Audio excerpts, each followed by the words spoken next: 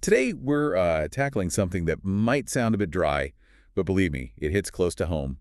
It's the complex world of automotive tariffs in the U.S. It really does. We've been digging into, well, a few different things, trade policy analyses, a specific report from Jess Recruiting LLC looking at the impact on Arizona's auto repair industry, and just a general breakdown of what these tariffs mean. Exactly. And our goal here is simple.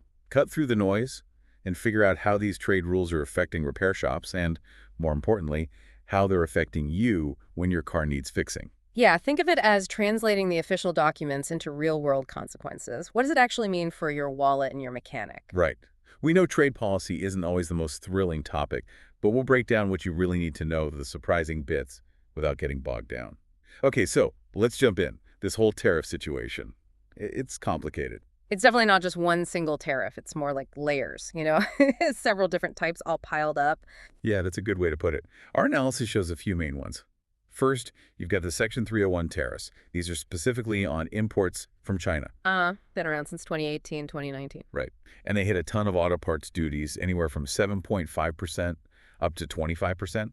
And the thing is, they're not going away. There's even talk of increasing them on really crucial stuff. Like EV components, batteries, semiconductors. Exactly. Also graphite, magnets, things vital for future vehicles.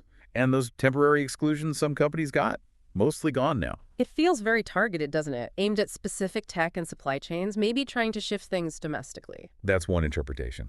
Then there are the Section 232 tariffs. These started globally back in 2018, framed around national security. Right, steel at 25%, aluminum at 10%. That was the initial move. But here's the big recent change impacting auto repair directly. Those 232 tariffs, they're expanding. As of March 2025, forget about exemptions or exclusions on steel and aluminum. Those are gone. And even more significant, there's the new Section 232 tariff. This one's a biggie. It's 25% on most imported finished vehicles and a huge range of auto parts. When did that kick in? April, May of 2025, so very recent.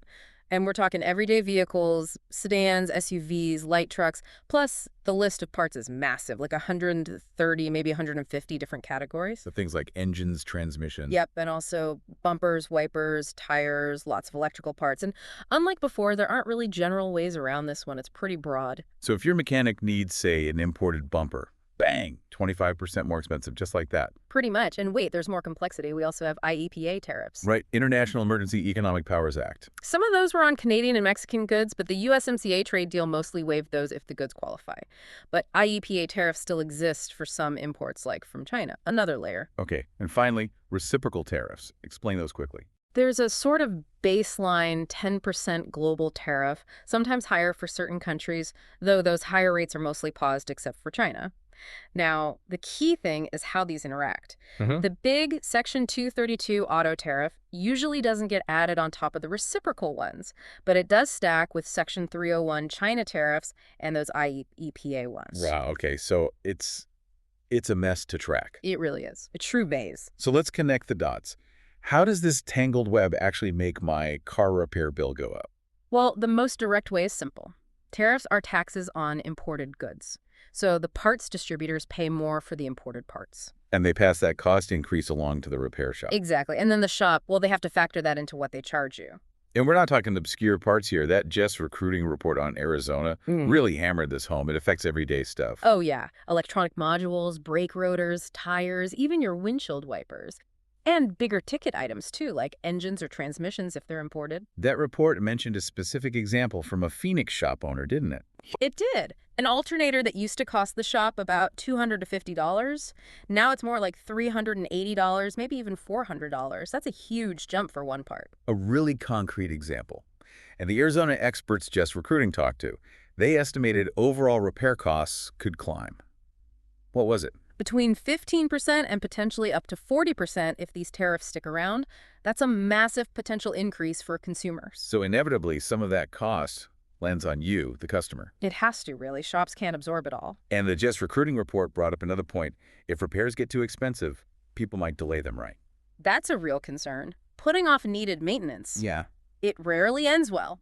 A small problem can become a huge, expensive one down the line. It's a gamble. Plus, the report also flagged potential increases in auto insurance premiums. Makes sense.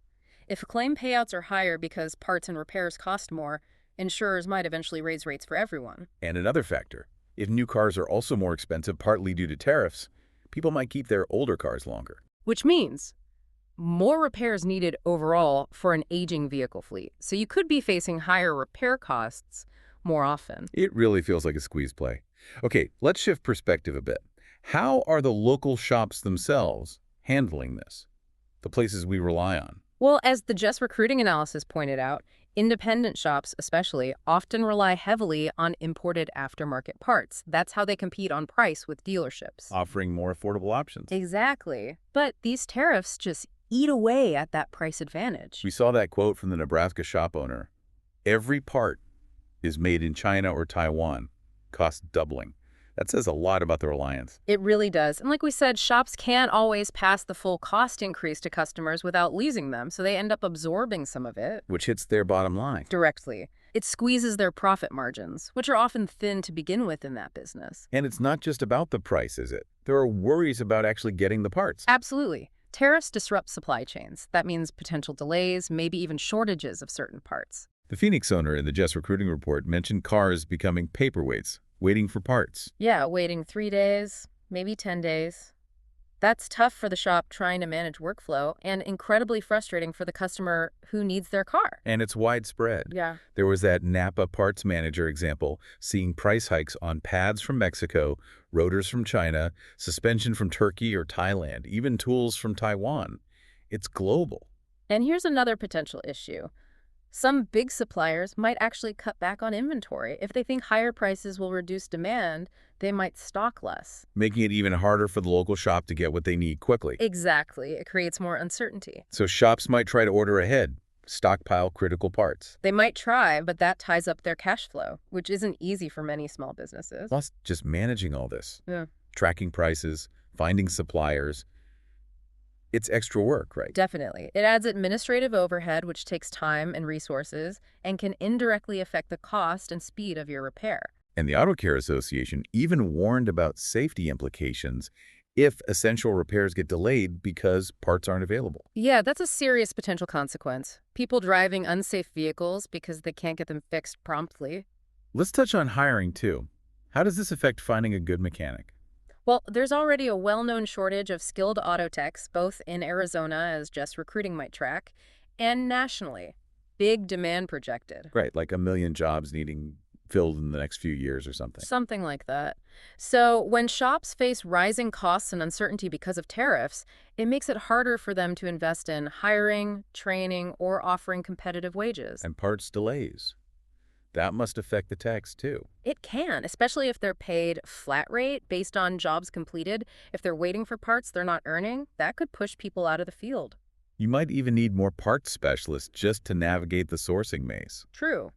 Though long-term, maybe, if people keep cars longer and need more repairs, that could eventually lead to better pay for mechanics. But that's a big maybe. So short-term, it's another stressor for the shop trying to keep good staff. Definitely. Juggling costs, parts, and people. Okay, before we wrap up, let's quickly talk USMCA, the trade deal with Canada and Mexico.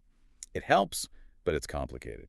Exactly. It does provide some shelter, mainly from those IEPA and reciprocal tariffs for goods that actually qualify under its rules. But not a total shield. Section 301 on Chinese goods, Section 232 on steel and aluminum, those still apply? Correct, even if the goods come through Canada or Mexico. And how does it interact with that new big Section 232 auto tariff? That's where it gets really tricky. For USMCA qualifying goods, the 25% tariff is supposed to apply only to the non-US content value. Sounds reasonable but hard to track. Extremely. Calculating that non-US content, especially for hundreds of different parts, is a huge administrative burden. For vehicles, importers needed documentation right away. And getting it wrong is risky. Very risky. If Customs decides you overstated the US content, they can slap the full 25% tariff on the entire value. Ouch. So that complexity probably hits smaller shops harder. Disproportionately so. They might not have the resources to handle that level of detailed tracking and compliance. It adds another layer of cost and risk. So even the trade deals designed to help can add complexity in this environment. In this case, yes. Okay, so let's bring it all together. What's the main takeaway for listeners from this deep dive? I think the clearest message is that these tariffs, they're definitely pushing up the cost of car repairs, and they can affect how quickly you get your car back. It's not abstract economics, it's real-world impact. Yeah, it really hits your budget, your daily routine if you're waiting on a repair, and potentially even safety if maintenance gets put off. So practically speaking, what can you do? Well, maybe be prepared for potentially higher costs at the shop. Budgeting a bit more for car maintenance might be wise right now. And that point about preventative maintenance seems even more critical. Fixing small things early. Right. Could save you a much bigger headache later, especially if parts are expensive or slow to arrive. And maybe just have a little patience with your local mechanic. Definitely. They're dealing with a lot of factors, pricing, supply issues that are really outside their control. They're navigating this complex mess too. So here's something to think about as we finish. How might all these trade policies, ultimately change the whole auto world? Manufacturing, supply chains, even just how we think about owning and maintaining our cars in the future. That's the big question, isn't it? It could reshape things significantly over time. And we should mention again, that report from Jess Recruiting LLC really helped crystallize some of the on-the-ground impacts, particularly in Arizona, showing that link between trade rules and what happens in the repair bays. It's a valuable perspective. Hopefully, this deep dive gave everyone a clearer picture of what's going on and why that repair bill might be looking a little different lately.